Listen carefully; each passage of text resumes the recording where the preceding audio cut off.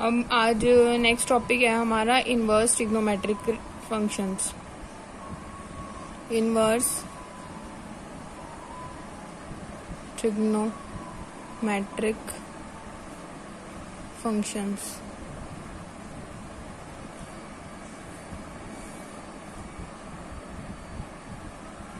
अब inverse trigonometric functions में क्या है हमारे पास कि जैसे आप साइन एक्स या कॉस एक्स, टेन एक्स, इन सब चीजों की बात करते थे पहले, cot x, secant x, cosecant x, यहां तक हम पढ़ चुके हैं पहले। ठीक है, ये हम सिंपल ट्रिग्नोमेट्रिक फंक्शंस में पढ़ चुके हैं। ठीक है, तो इनवर्स का क्या मतलब होगा यहाँ पर? इनवर्स का मतलब है कि यहाँ पर जैसे आप साइन, जो हम सिंपल अगर सिंपल हम समझें तो बात क्या है कि जैसे हम साइन में अगर हम साइन π/2 लिखते हैं, इट्स वैल्यू इज 1। ठीक है, या फिर अगर हम लिखते हैं cos π/4, इसकी वैल्यू हमारे पास 1/√2, इस तरह का कुछ भी लिखते हैं हम, तो क्या होता है, आपने इनवर्स और सिंपल ट्रिग्नोमेट्रिक फंक्शंस के बीच में क्या फर्क है? इनवर्स ट्रिग्नोमेट्रिक फंक्शन और ट्रिग्नोमेट्रिक फंक्शंस के बीच में क्या फर्क है? फर्क ये है कि जब आप सिंपल ट्रिग्नोमेट्रिक फंक्शंस की बात करते हो तो यहाँ पर ये जो वैल्यू आई है, ये वैल्यू होती है एक एंगल। ये वैल्यू, ये एंगल होता था।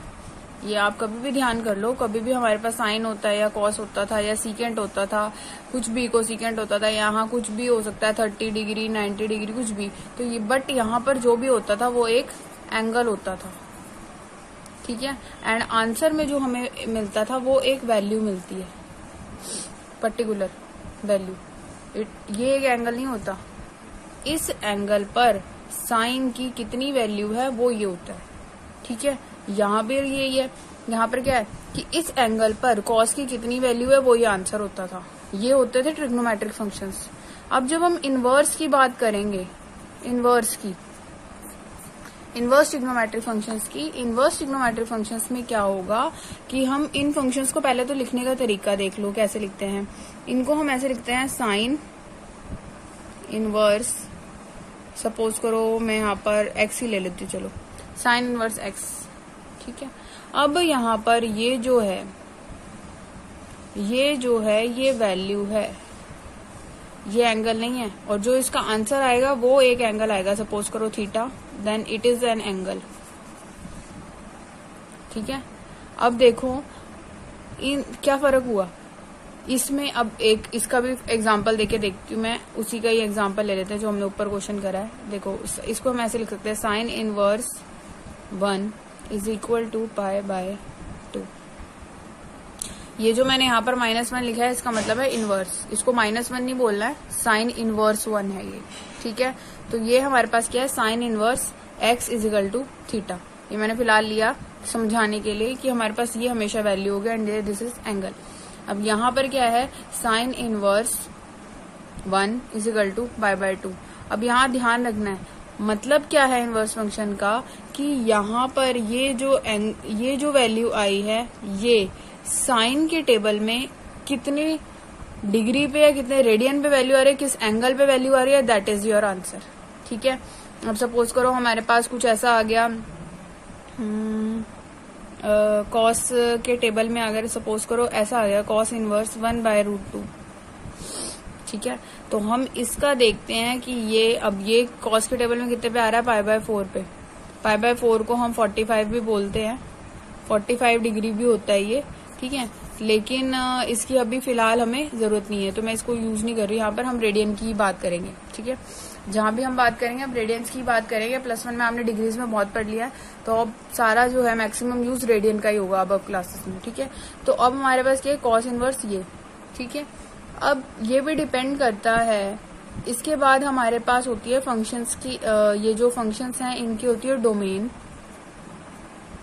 और रेंज। ये बहुत इंपॉर्टेंट है, डोमेन और रेंज। अगर तो डोमेन और रेंज जो सिंपली अगर हम बात करें तो अगर पहले मैं सिंपल साइन की बात करते हैं, साइन एक्स की बात है। साइन एक्स में क्या होता है, अगर हम डोमेन की बात करें, डोमेन क्या होता है, डोमेन एक सेट होता है। डोमेन क्या है, डोमेन एक सेट है कि जिसमें हमारे पास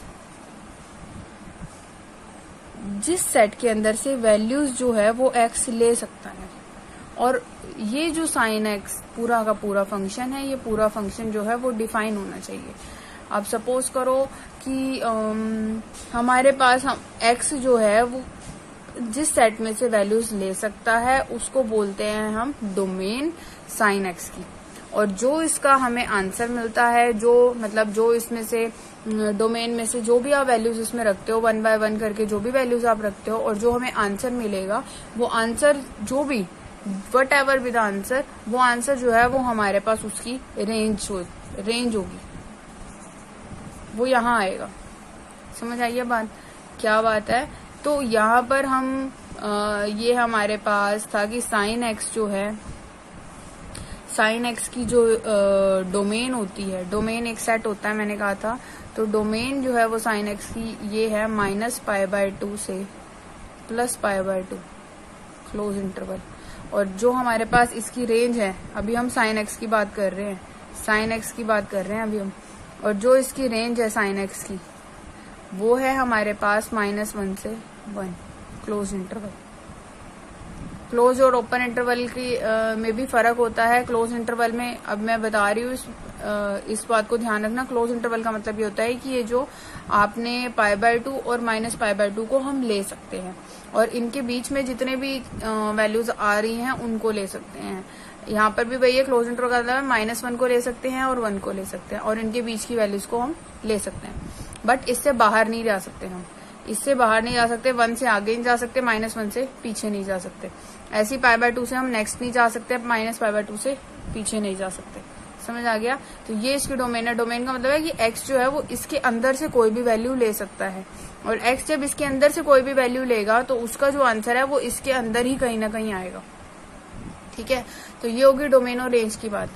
तो ऐसे ही हमारे पास, ये मैंने बोला साइन की बात है।